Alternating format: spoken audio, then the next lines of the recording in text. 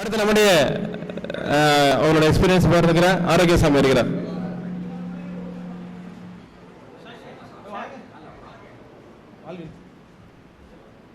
அதுக்கு முன்னாடி ஆல்வியல் நண்பர் ஆல்வில் ராஜ்குமார் பேசுறதுக்கு முன்னாடி ஒரு இன்ட்ரடக்ஷன் ராஜ்குமாரை பற்றி கொடுக்கணும். அதை பற்றி அதனால தான் நான் மைக் எடுத்தேன், இல்லைன்னா நான் மைக் எடுத்துருக்க மாட்டேன். ஏன்னா இந்த ப்ரோக்ராமை ஸ்டார்ட் பண்ணுறது போன வருஷமே தெரியும். அதை விட நம்மளை ஜெயராஜ் பாண்டியன் தான் தொடக்கமாக இருந்துச்சு. அதை பெரிய லெவலில் கொண்டு வரணும்னு சொல்லிட்டு எல்லா பேரும் தொடங்கி ஆரம்பிச்சோன்னா வந்துச்சு. இந்த வருஷத்தில் ரொம்ப ஆக்டிவாக ரொம்ப என்த்துவாக இருந்தது யாருன்னு கேட்டால் நம்ம Rajkumar mechanical. That's what I felt. ஏன்னா ஆரம்பத்தில் இருந்து அவருக்கு இல்லை அவர் எப்படி என்த்துவா இருந்தார்ன்றதுக்கு ஒரு சில இன்சிடென்ட் சொல்கிறேன், நீங்கள் புரிஞ்சுக்குவீங்க. அவருக்கு என்னென்ன பேர்லாம் இருந்துச்சு தெரியுமா? ஃபர்ஸ்ட் அவர் மிலிட்ரி, ரெண்டாவது ஆஃபீஸர், அப்புறம் எஸ்ஏ ரைட்டர், அப்புறம் வேற என்னப்பா இங்கிலீஷ் டீச்சர், அப்புறம் ஷார்ட் டெம்பர், அப்புறம் வேற என்ன இப்படி ஒரு டென்ஷன் பார்ட்டி. அப்படியே திடீர்னு இருப்பாரு, பேசிட்டே இருப்பார், காணா போயிடுவார். அந்த மாதிரி ஒரு இதில் but he's organise, he's cooperated. அது மாதிரி எல்லாரையும் ஒன்று கூட்டி அந்த இதுக்கு ஒரு உந்துதாக இருந்த ராஜ்குமார். அவருக்கு பெரிய ஒரு தேங்க்ஸு. அவரை பற்றி சொல்லணும், அவர் எந்த மாதிரி இந்த மாதிரி ஸ்டார்ட் பண்ணாங்கன்னு சொல்லிட்டு. அப்படியே இந்த வாட்ஸ்அப், அதை விட டெக்னாலஜியை நம்ம எவ்வளோ நல்லா யூஸ் பண்ணிக்கிட்டோன்றதுக்கு இது ஒரு கூடுதல் ரியலி ஒரு எடுத்துக்காட்டு. அப்படியே வாட்ஸ்அப் இல்லைன்னா இத்தனை பேர் நம்ம இந்த இடத்துல மீட் பண்ணியிருக்க முடியாது, சான்சஸே கிடையாது ரியலி. அப்படியே நாங்கள்லாம் வெளியூரில் இருக்கோம். நான், மரியசோரி, ஆண்டனி, 11 பேர் நாங்கள் வெளியில் இருக்கோம். பட் இந்த தடவை வரணும்னு எல்லா நண்பர்களும் வேண்டுதலுக்கு நாங்கள் இதை பண்ணி கட்டாயம் மீட் பண்ணு சொல்லிட்டு நாங்கள் 4 பேரும் டைம் ஒதுக்கி எப்படி பண்ண முடியுமா. ஈவன் நான் நேற்று வரைக்கும் நான் வருவேன் நினைக்கவே இல்லை.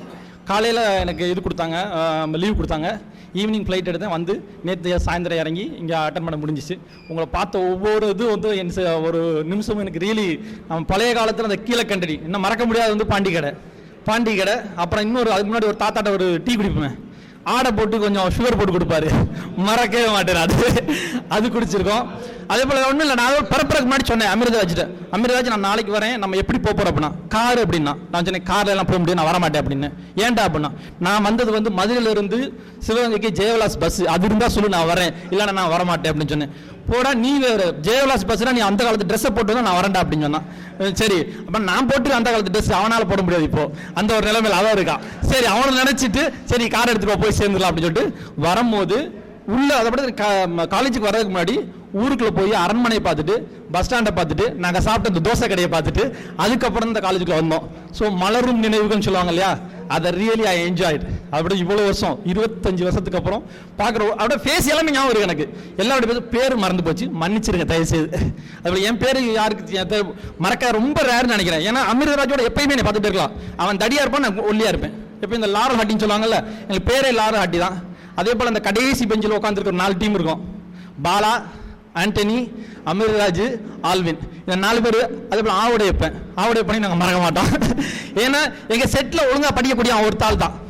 மிச்சம் எல்லாருமே நாங்கள் மேலே சுற்றிட்டு இருப்போம். ஆனால் நானும் கொஞ்சம் படிப்பேன். மற்ற 3 டிக்கெட்டும் சொல்ல முடியல, வேண்டவே வேணாம், உங்கள் எல்லாருக்குமே தெரியும். அந்த மாதிரி டைம் ஸ்பெண்ட் பண்ணோம், என்ஜாய் பண்ணோம். 3 வருஷம் இருந்தது ஒரு 30 வருஷம் வாழ்ந்த வாழ்க்கை மாதிரி இருந்துச்சு. இப்போ 25 வருஷத்துக்கு அப்புறம் நினைவு கூறுறது really is a great experience.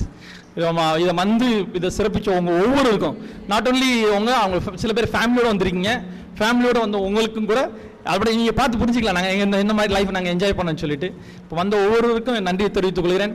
இந்த இதை சிறப்பித்து கொடுக்கும் மாதிரியாக. அப்படி இன்னும் இந்த வருஷம் வர முடியாத எத்தனையோ பேர் இருக்காங்க, என்ன காரணம் தெரியாது, அவங்களுக்கும் கூட நன்றியில் சொல்லுவோம்.